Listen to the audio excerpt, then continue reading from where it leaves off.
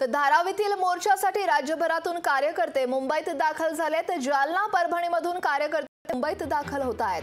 पेटती मशाल घेऊन ठाकरे कार्यकर्ते हे मोर्चासाठी पोहोचलेत। तर धारावीतील ठाकरे गटाच्या मोर्चासाठी फक्त मुंबईतूनच नाही तर जालना आणि परभणीवरून देखील कार्यकर्ते धारावीमध्ये दाखल होत आहेत। तर काही कार्यकर्त्यांनी पेटती मशाल घेऊन या मोर्चामध्ये उपस्थिती लावली। तर मीनाक्षी म्हात्रे आमच्या प्रतिनिधी या संदर्भात अधिक माहिती देण्यासाठी आपल्या सोबत जोडल्या गेल्यात। मीनाक्षी, धारावीमध्ये आज ठाकरे गटाचा मोर्चा निघणार आणि या मोर्चासाठी फक्त मुंबईतूनच नाही तर राज्यभरात कार्यकर्ते येत आहेत।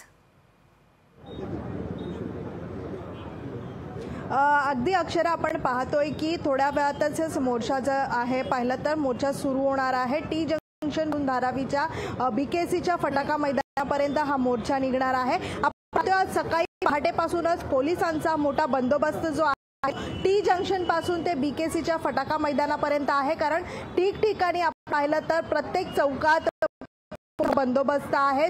संपूर्ण मुंबई शहरामध्ये बॅनरबाजी करण्यात आलेली आहे। शिवसेना उद्धव ठाकरे गटाकडून ही बॅनरबाजी केलेली आहे। आपण पाहतोय की शिवसैनिक सोबतच धारावीकर जे आहेत ते मोठ्या संख्येने याच टी जंक्शन वरती जमण्यास सुरुवात झालेली आहे। खरं तर आपण पाहिलं तर धारावीचा पुनर्विकास प्रकल्पासंदर्भात अदानीच्या विरोधात हा मोर्चा आहे आणि अदानी कार्यालयापर्यंत हा मोर्चा धडकणार असल्याची माहिती आहे। सध्या काही धारावीकर आहेत, शिवसैनिक आहेत माझ्यासोबत, आपण पाहू शकतो काही शिवसैनिक जे आहेत ती पेटती मशाल घेऊन या मोर्चामध्ये सहभागी होणार आहेत। त्यांच्याशी आपण बातचीत करण्याचा पहिला प्रयत्न करूया। काय सांगाल, कुठून आलेला आहेत? काही वेळातच मोर्चा सुरू होणार आहे, काय तुमची भूमिका आहे? जो धारावीचा प्रकल्प आहे याच्या विरोधात का?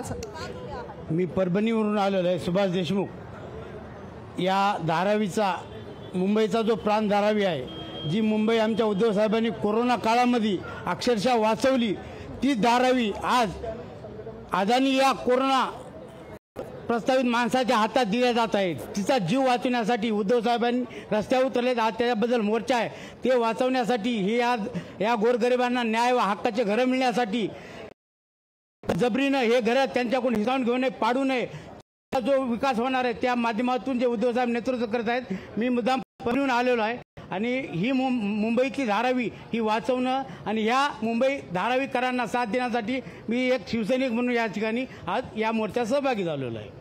अक्षरा, आपण पाहतोय की माजी आमदार आहे त्या ठिकाणी बाबूराव माने सर, काय झाले अनेक वर्षांपासून तुमचा लढा सुरू आहे, प्रत्येक वेळेला तुम्ही रस्त्यावर उतरलेले आहेत, या प्रकल्पाच्या विरोधात आहेत। विकास कशा पद्धतीत झाला पाहिजे, कारण एकीकडे आपण पाहतोय की भाजप सरकार अनेक टीका ज्या आहेत ते करताना पाहायला मिळत ठाकरेंवरती आणि ठाकरेंच्याच नेतृत्वात हा मोर्चा निघतोय, आज धडक मोर्चा निघतोय। काय सांगाल, काय तुमची भूमिका आहे? आमची भूमिका अशी आहे, आम्ही आतापर्यंत जे लढे लढलो, आतापर्यंत जी आंदोलनं केली ती धारावीचा विकास झाला पाहिजे यासाठीच केलेली आहेत।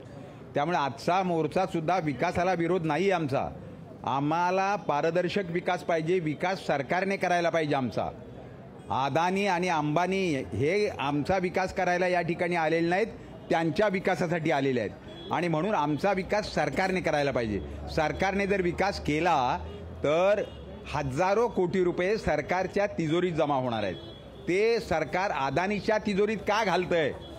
आम्हाला मोठं घर मिळेल सरकारने जर विकास केला तर।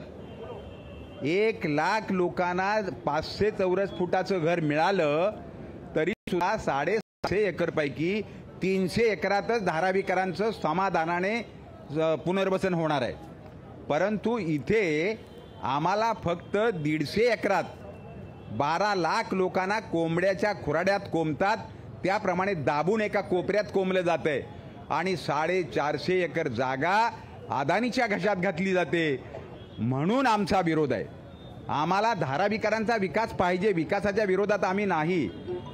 ही भारतीय जनता पक्षाची मंडळी अदानीला पुढे आणतायत, अंबानीला, यांच्याशिवाय यांच्याकडे दुसरा कोणी माणूस नाही।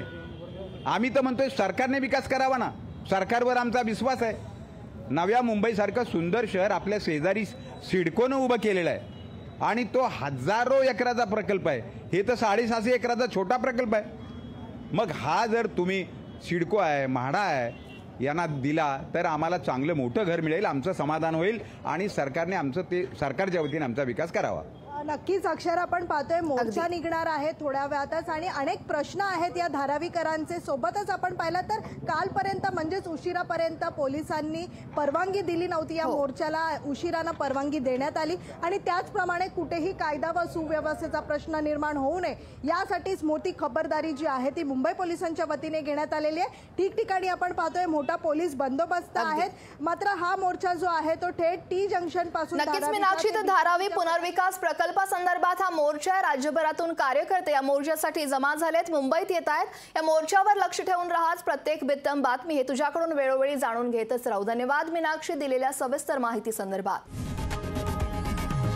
लोकशाही मराठी ऐका, पहा, जागरूक रहा.